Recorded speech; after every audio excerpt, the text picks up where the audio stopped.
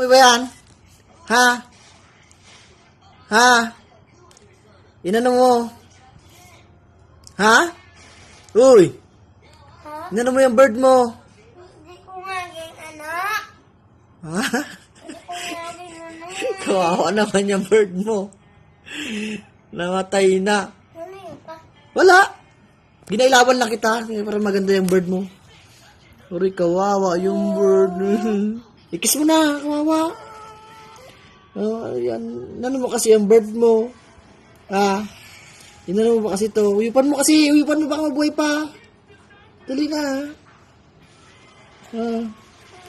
Uyupan mo. Ipump mo siya. Ganun mo yung tiyan. Ilutin mo baka mabuhay. Sabi ko sa'yo kasi wag mo lagyan ng ano. Baka gipain mo siya ng ano.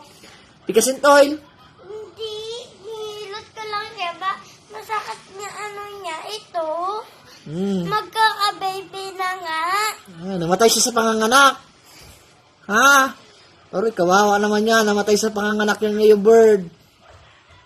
Aroy, hilutin mo baka maglabas pa yung anak niya. Kawawa naman pala yung bird mo. Ano ang gagawin mo sa bird mo? Ha? Ano ang gagawin niya sa bird? GR? Ha? Ano ang gagawin dyan ni Gia sa bird? Ha? Be? Anong gagawin mo dyan sa bird mo? Ha?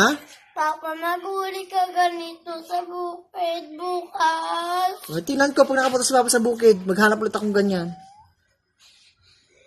Kawawa naman yung bird na yan. Na ano na yung bird na yan?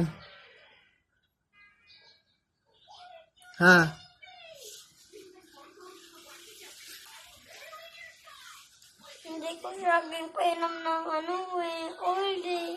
Ano yan? Mo lang siya. Masakit na tiyan niya eh. Bakit? Bakit masakit ang tiyan niya? Magkaka-baby na siya. Bakit? Aroy. Magkaka-baby na? Ganun pala. Magkaka-baby na pala yung bird na yan.